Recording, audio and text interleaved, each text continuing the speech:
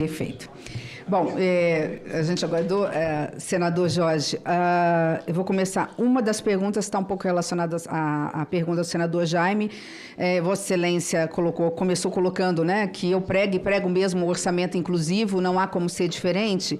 E a grande pergunta é o seguinte, né, qual é a segurança que dessa vez o PAC vai sair do papel? A resposta que eu posso dizer, e depois eu posso apresentar números com clareza, posso trazer do Ministério dos Transportes, é que já está saindo do papel. Nós tivemos o cuidado de conversar com todos os governadores, independente de partido. Eu participei desse processo, né, não na presença do governador, dos governadores com o presidente, porque ali era um momento político, junto com a Casa Civil, junto com o Ministério dos Transportes, como ministra do Planejamento e do Orçamento. E ali foi pedido para cada governador de 3 a 5 obras, a depender do tamanho, e cada governador pediu obras de 1 bilhão e tinha que pedir mesmo. Então, dentro desse processo, as obras foram, primeiro, de acordo com os interesses regionais, locais, de interesses dos partidos, dos governadores, independentemente de partido. O meu estado, por exemplo, é um estado de oposição, né? O governador, ele está levando quase 2 bilhões de reais, tem 4 a 5 obras estratégicas, 2 delas juntas, né? Porque eu estou contando aí com a da Itaipu também, porque tem uma parcela, só aí são 800, quase 1 bilhão de reais. Então, dentro desse processo, todas as obras já estão ou em processo de licitação ou em andamento. Tem um caso excepcional, como a Lagoa Mirim, onde no Rio Grande do Sul veio a enchente, a gente já tinha licitado, teve que refazer projeto. Segundo ponto, como o PAC o valor do PAC são 60 bi por ano, a gente tem o cuidado de, no final do ano, quando alguma obra, porventura, está paralisada ou por uma empreiteira que entra no processo, porque ela entra questionando o primeiro lugar, e aí ela entra na justiça, porque nós temos esse problema de judicialização no Brasil, a gente remaneja o orçamento e cobre para não faltar dinheiro. Os DENITs no Brasil sabem disso, não faltarem dinheiro, porque as obras estão andando e andando bem. E a terceira segurança é porque nós temos um dos melhores ministros do governo do presidente Lula, está no Ministério dos Transportes, que é um colega de vocês, senador Renan Filho. Pela experiência como governador, é um ministro de centro que atende igualmente todos os governadores. Inclusive, nesse aspecto, já respondendo a sua quinta pergunta, antes de voltar para as demais, né, eu estou à disposição do governador, foi meu colega, senador Jorginho Melo, tenho um carinho muito grande por ele, temos visões diferentes e ideológicas, mas não há absolutamente nada nesse sentido que impeça a conversa com ele, para que ele deve ter apresentado os pleitos. Tanto é que, em relação à BR-470, eu posso aqui falar em nome do Ministério dos Transportes, eu pedi aqui as informações, porque a sua pergunta, eu acho que merece, porque eu acho que é a pergunta mais concreta e, portanto, mais sensível à população de Santa Catarina, não poderia deixar de responder em relação à BR-470. A informação do Ministério é que dia 31, agora, na quinta-feira, passada, né? Ou retrasada, enfim, 31 de julho, mais um pedaço dessa obra em valor de 44 milhões foi concluído, que é o trecho viário de Badenfurt, na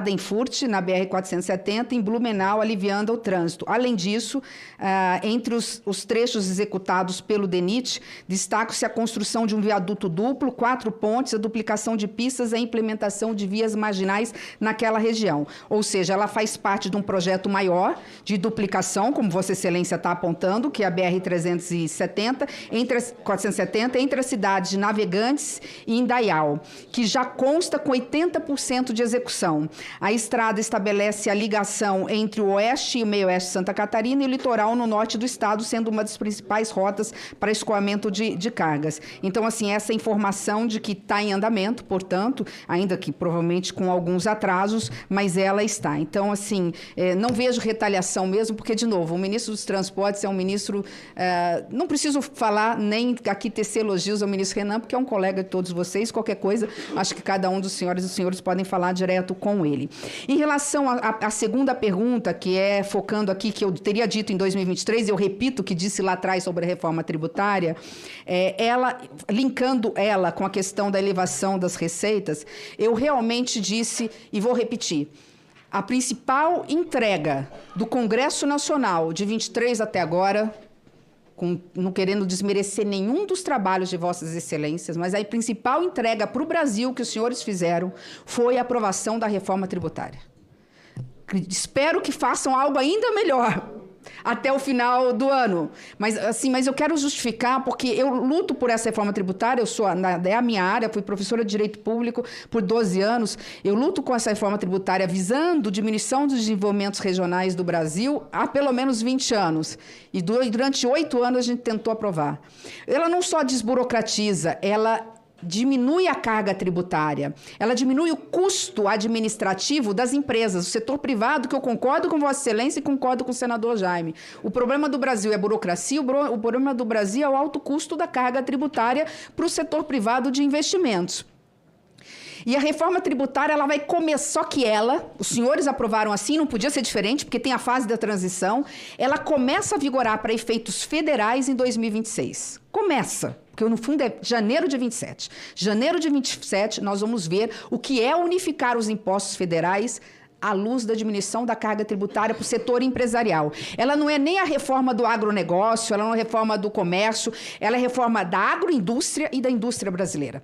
Há um estudo que a gente está avaliando que sozinha a reforma tributária pode impactar positivamente em quase 1% do PIB no Brasil a partir de 32. Por que a partir de 32? Porque a parte da unificação dos impostos estaduais, ela não é em 27, ela é em 31 para 32. Então, ela começa já a ter um impacto positivo. Ainda que o Brasil cruzasse os braços, vocês não fizessem nada, do governo federal não fizesse nada, o Brasil ia andar sozinho quase 1%. Ia ter um crescimento de quase 1%. Isso é um estudo do IPEA, junto com a iniciativa privada, a FGV faz estudos, enfim, várias entidades fazem estudos.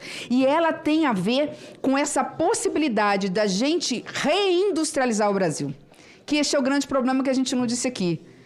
Quando a gente fala, e aí já envolvendo essa questão do tarifaço, porque também está relacionado, mas ainda concluo a pergunta 5, a pergunta 2, quando você colocou de cara a questão do tarifaço aqui, versus esse financiamento, como será esse contingenciamento, né? Quando a gente vê essa questão de tarifaço e vê essa discussão, a gente está perguntando o que efetivamente os Estados Unidos querem do Brasil, para a gente ver como a gente senta na mesa de negociação para conversar. A grande questão é o seguinte, não é que um mercado é melhor que o outro. O mercado maior é a Ásia. 1/3 em números vai para a Ásia. Mas não que o mercado, a nossa balança comercial com a Ásia é melhor que a balança comercial com os Estados Unidos, ou que é pior do que com a Argentina. Não é isso, são coisas distintas, a complexidade é distinta. É com a Ásia, a gente exporta mais commodities, agro e agroindústria, com etanol agora. E importa algo que é fundamental, que é o fertilizantes, que esse a gente não vive, nosso agronegócio não vive sem. A gente tem que não só fortalecer as indústrias de fertilizantes no Brasil,